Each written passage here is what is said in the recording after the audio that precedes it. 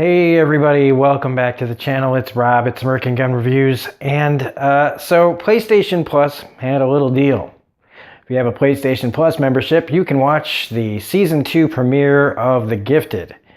It's called eMergence, little e, big M, eMergence. So I figured it's free, why not? So let's talk about The Gifted. I look at this. I go, okay, this looks cool. I know her. I kind of know him. I have no idea who that guy is.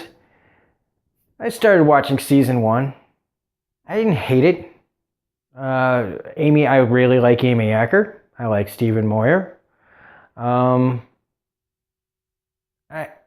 I was giving it a chance. Let's just put it like that. I was giving it a chance, and I kept watching, and as it kept going, I was like, okay, and it just kept going this way. Okay, not even, look, it's one thing if it goes like this, and you're like, yep. And it's even another thing if it goes like this, and then just goes like this, and plateaus.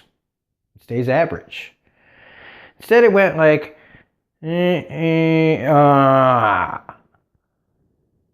Now, before I pick on this show too much, look, of all the books that I read, all the comics I read, all the X books are my favorite. They have been since I was a kid, since like I was 14. I have, look at this, okay, Astonishing X-Men poster, all right, sitting next to me, all right, in my like work space where I do my videos and all that other stuff, like Uncanny X-Men 274 from 1991, just sitting here. Okay, Wolverine, like this is number 73, number 75 with the hologram cover, sitting right here. Okay, over here we got Hunt for Wolverine. Like, okay, I got X stuff all over my place. I love the animated series. X-Men, when it came out in 2000, was like, holy shit, blew my mind. X2 was good. Days of Future Past is pretty good. First Class is pretty good. Like, I'm just saying, like, I love the X-Men. And to even be even more fair to this show, I don't watch Arrow anymore.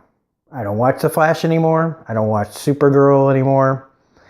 DC's Legends of Tomorrow I still watch. But I don't watch those other shows because they're just too. They're a bunch of relationships with a little bit of a comic book story thrown in. Same thing, like, but that's a lot of that is in this, and it also has a bit of Gotham too. Now I don't really. I don't know why I watch Gotham.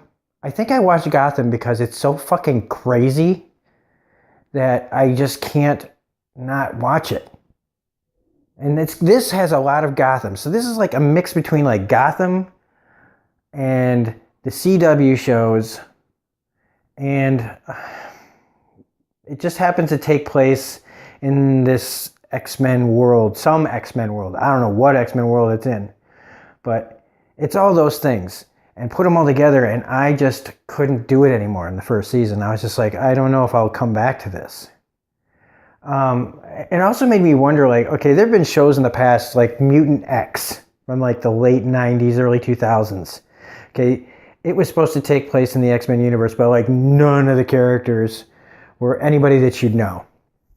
And on this show, and it made me wonder, like, when I was thinking about this show, why aren't there like characters that you know in this either? Okay, no, I'm not saying that there aren't characters from the comic books. There are. But it makes me wonder, like, why aren't there like the good ones? Any of the good ones? Like, and when I say good, I mean the ones that we've seen in the movies. And I wonder if it's partially because they so don't know what would be the reaction if they put a mainstream character into one of these shows and people hated it. Because Lorna Dane, okay, she's nobody talks about Lorna Dane. Nobody talks about Polaris. Nobody's talked about Polaris in forever. Proudstar, Thunderbird, he died in his first mission. Okay? He hasn't been a character since like the fucking 70s, I think. This guy, who I call not Oscar Isaac, there's like not Tom Hardy, the guy from Upgrade. But this is our not Oscar Isaac. Eclipse, he's not even a character in the comics. Blink is probably the most popular character of all these four, and she doesn't even know how to use her powers. Can you imagine if they did that with Nightcrawler in this, if we just had going through more than a season where they just don't know what they're doing? And the Strucker family. Like, what are they even doing in this show? Like, what is this show doing? It's so many different things. And the writing is terrible. And like, again, I don't want to pick on this show. I haven't even talked about the episode, but I need to talk about background here. Because I'm not going to say that this, like, there aren't bad Marvel shows. Because I didn't like Luke Cage season 2. Couldn't even make it past an episode of that. I was just so like, nope. And I liked season 1 of that show. Jessica Jones, season 2. Don't know how I got through that. Because I didn't really like it. Iron Fist season 1. Woof. Iron Fist season 2 is a little bit better, but still has some major problems. And even the Defenders had some problems with it. You get all these characters together, and it still wasn't that great. And Agents of S.H.I.E.L.D. I've been watching Agents of S.H.I.E.L.D. since the beginning, and when nobody was watching it, I was saying, keep watching it. It's going to get better. And it did, and it got better. But season 5, I fucking hated season 5. Almost the entire thing, especially the first half. I couldn't stand it. So I don't want anybody to think that I'm still picking on this. The only really good superhero show on TV right now really was Legion. And that's barely a superhero show. That's more like a mind-bending, show that happens to have characters from, the universe. And it's so well done and so well, executed for the most part that you can, forgive that it doesn't hardly have anybody in the X-Men universe in it.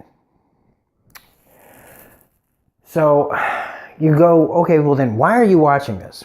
Why are you even going to attempt to review this? And it's because I always try to hope that I'll come back to something and it will surprise me. It will give me something to go, okay, it was your first season. You get to make mistakes. You get to find your footing. My favorite show, one of my favorite shows of all time, The X-Files, its first season had some great moments, but it had some real fucking bad shit going on in it. It was finding its way. So I thought, season 2, let's see what they can do for me. And they did almost nothing. In fact, I think they made it worse. You get the Cuckoo sisters in here. Let me tell you something. I like the actress that plays the Cuckoo sisters. But, again, a character from the comics that nobody cares about.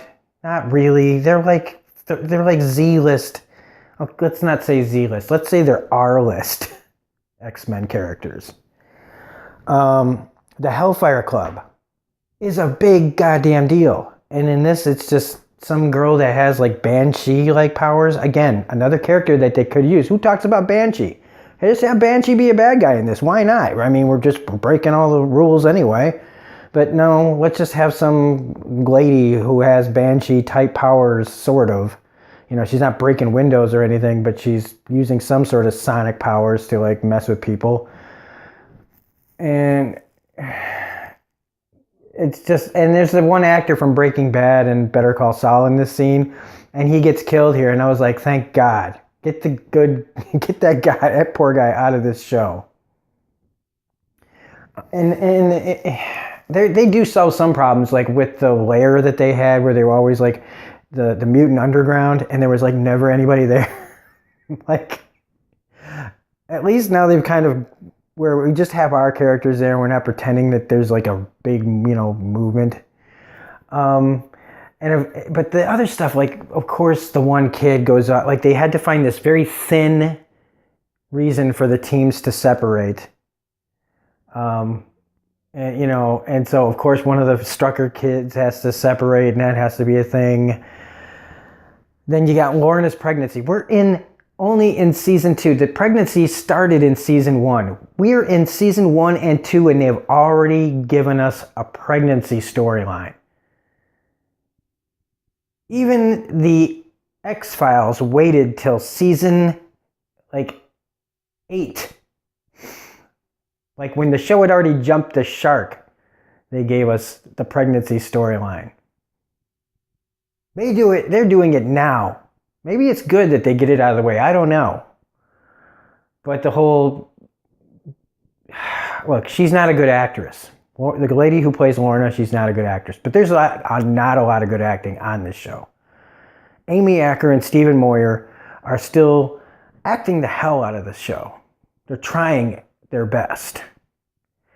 The girl who plays the Cuckoo Sisters, now, like I said, who cares about them? But the actress is doing a good job. I like Jamie Chung. Give her something to do. Stop this dicking around with her, I don't know how to use my powers. If you're doing all this shit because you don't have a budget, man, why are you on this channel? FX and Fox are kind of like part of the same thing, right? I mean, maybe all this is going to change once the Disney merger goes through, and maybe this show will just be, thrown out. Because there's no saving this. Maybe the show gets better, but I mean, once the merger goes through, they're not going to be, Fox and Marvel's not going to want anything to do with this show. Not the real Marvel. Because I think the reason that we have these characters is because they're the characters that Marvel goes, you can take these, we don't need them. And while I'm watching it, I am not hate watching this. I am going, please give me something. There's that line, there's a horrible line that Blink says about Thunderbird. Why isn't he just Warpath? There's this line where he's telling her to practice her portal power, jumping, making portals. And she's like, yeah, that's like asking somebody to practice throwing darts blind, with their eyes closed in a hurricane. That is so stupid. Because even though it's a ridiculous analogy, you could do it. Here's the dartboard in front of you. You get the darts in your hand. You close your eyes. There's a whole bunch of wind. You throw the darts. Maybe you don't make it, but you're doing it. I don't know. I know I'm being hard. And I feel like I'm hate watching this, but I want this to be good. I want this to be great. And I know it's on television. It's like, what do I expect? I expect Gotham is better than this, and Gotham isn't good. It's watchable because it's so batshit crazy. And that's the other thing. Why, if they're gonna make this not good, be batshit crazy. Instead, they're giving me a bunch of storylines that I don't care about. And I guess maybe the show isn't supposed to be for me. Maybe this isn't supposed to be for comic book fans. That's why I stopped watching Arrow and Flash and all that, because I started thinking, I don't think this show is for people who like comic books. I think this is for people, this is for 14-year-old kids, or what they think 14-year-old, 15-year-old kids think is comic book related. That they care about being in love and all the relationships, but they also like superpowers. So let's mix that up. I mean, it might as well be a young adult book series made into a version of the X-Men. Holy shit, that's kind of what this is. This is like a YA X-Men. Oh. Well, she has the kid. And oh yeah, she starts having problems with her pregnancy because she has a mental block. Yeah. They are worried that she can't continue with the pregnancy, because she has a mental block.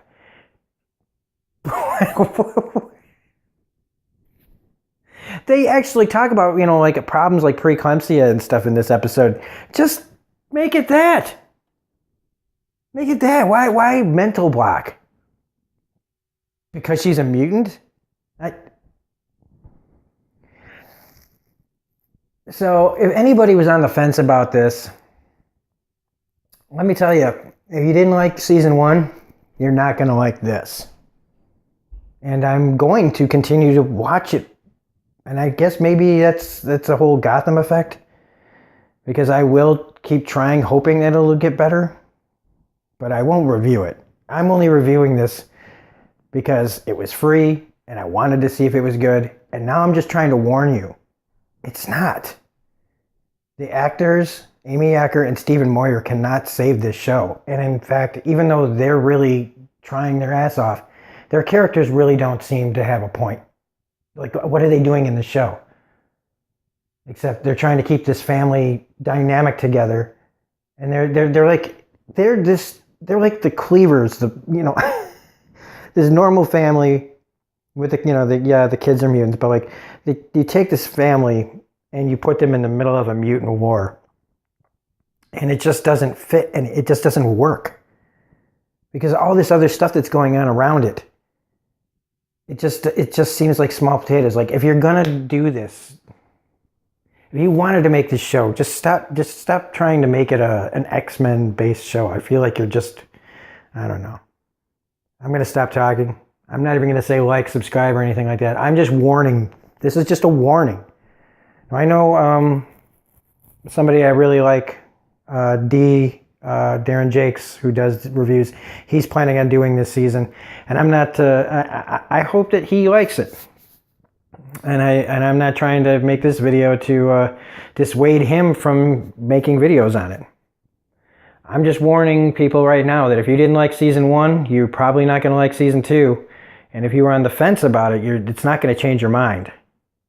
And it's just disappointing. So anyway, this is Rob at Smirking Gun Reviews saying, if you have PlayStation Plus, watch this. And get it over with. And then you can decide if you're going to spend your time watching it later on. So anyway, that's about it. That's all I got. And we'll see you on the next video. Bye.